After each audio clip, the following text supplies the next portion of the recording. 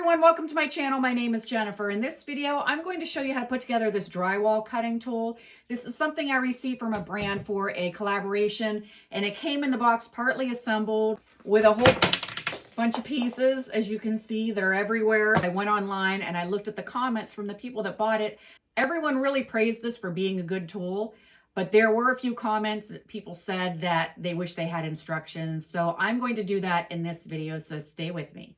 So the first thing I always like to do is put everything in front of me and organize it like pieces together so I can tell what's going on. So you're going to find two pieces that look like that. Oh, okay. So I have two stoppers. One came with a bunch of hardware on it. It looks like there's like two nuts. And then, all right, let me see if I can duplicate that. So here's how it goes. And then I have another stopper that just came without, but it looks like what is going on here. It looks like there's pieces to go on here. So I'm going to kind of preliminarily do that. So I'm going to put a nut on. I'm just going to mimic, and then I'll figure it out here in a second. So there's a nut, and then two of these. I don't even honestly know what these are called. I don't know if they're like some kind of a lock washer. I don't know what they are, but on this example that came in, they're facing each other. So I'm going to do that. And they kind of go like that. They stack together. And then another nut. And I'm going to make sure those are accounted for. All right, so now I have two of those for right now. And then it looks like there are 1, 2, 3, 4, 5. It's pretty strange that there's an odd number. One of them might have flown on the ground here a minute ago. And then I have 1, 2, 3, 4, 5, again with the odd numbers. I have 5 bolts and 1, 2, 3, 4, 5, 6 nuts. And then this bolt that has wings on it. So kind of makes me scared that there's a strange number of things. All right, first thing I need to do is get rid of this bag that has a hole in the bottom. Okay, first step is to attach these pieces. They're going to go on the ends. So you're going to have 2 of those, and then you're going to need 2 of these wheel bearings, if you will, on each. And it looks like maybe they give you an extra one, which thank you. And then you're going to need bolts as well. I don't think it matters which side faces out, but put a bolt through one of these wheels. Okay, like that. Take a bolt through the wheel bearings, I'll call that. Okay, so we're going to take that and we're going to put it so that these thread through. I would probably recommend putting that nut down into this hole that receives it. All right, so I'm going to get that one started. I'm going to do the other side. And then I'll give you a close-up shot. It's hard to do and film. So here's what it looks like on this side. And then from the back side, it looks like that. So I'm going to go ahead and get a Phillips screwdriver or a drill and attach that. Okay. This I'm not going to clamp down too hard right now because that's what's going to hold the blade in there. So I'm just going to hand tighten that for now. And I'm going to do the other one. Take it here, push it on through.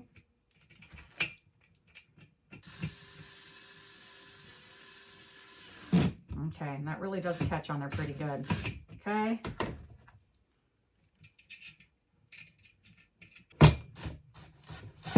Okay. Okay. So obviously these are extra pieces, which I always appreciate when the manufacturer sends extras. All right, so I'm going to hang on to this, and hopefully if I need it, I'll know where I put it.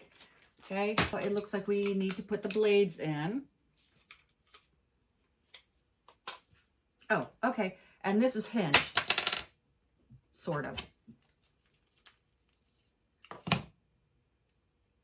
Well, these are nice. They're nice. They're oiled.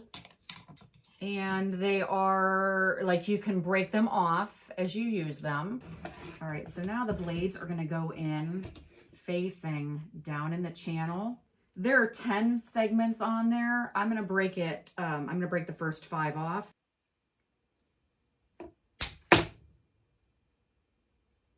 That's not something I wanna do every day. Okay, I'm gonna take the sharp end. I mean, every end is sharp, but we're gonna wanna face the blades going in. All right, so that's gonna be going down in the channel. And I don't know that it really needs to be sticking out that far. That might be a trial and error kind of thing. All right, so there's one blade there. Now I'm gonna hunker it down. Okay, that's hunkered down, and then I'm gonna take the other half. It's actually, see, gonna cut it like that. And until I try this, I won't know how much needs to be protruding, but I can't imagine you need to have a huge honking area. Okay, so it should look like that. And obviously you're gonna wanna be careful around this because you could get cut here and here. Yeah, you could get cut. I'm gonna try to avoid that. And then I'm gonna just use this to batten down the hatches. Okay, now we're gonna find these stopper pieces and take off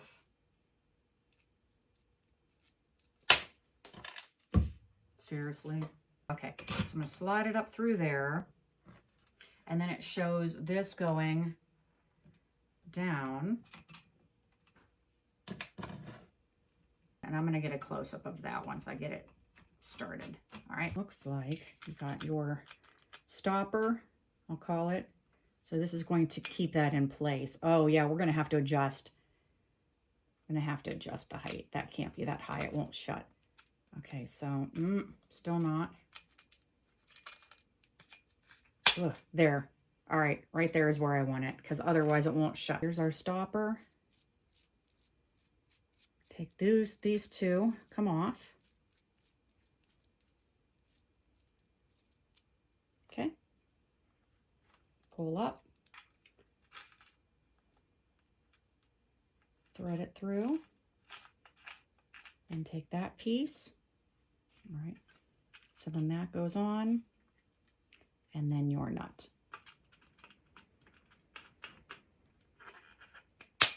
Okay, that feels about right. And then I'm going to tighten that a little bit. So you're going to slide this roller.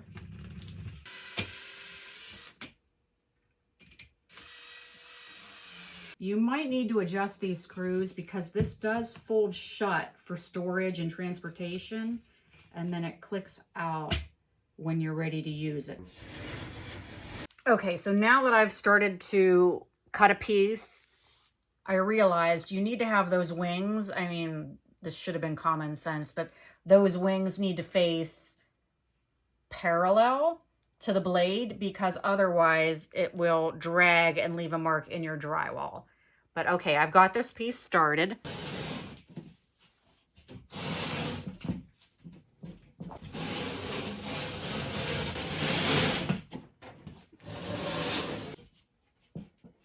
Oh, all right. That might have been easier. The scrap piece that I started on had kind of a jaggedy edge, but I have to say, with the blade coming in from both sides like that, look at the nice crisp edge that you get. If you're a drywaller and you're especially making repeat cuts, I could see how this would be very useful. It saves time. I would imagine it would save a lot of time, and then when you're working on a scrap piece, I mean, it's really hard to be accurate and cut. If you do this every day, probably you can. I don't know. But still, you would have to cut one side and score it, and then cut from the back, and I just feel like that does a lot of things at one time. So I hope this video was helpful. Let me know in the comments if you think this is a good tool or if it's just a gadget. If you're a drywaller, let me know if you would use this. And if you're not following me already, I hope you will. You can also find me on TikTok, Instagram, and Facebook as well. As always, thanks for watching. Until next time, take care.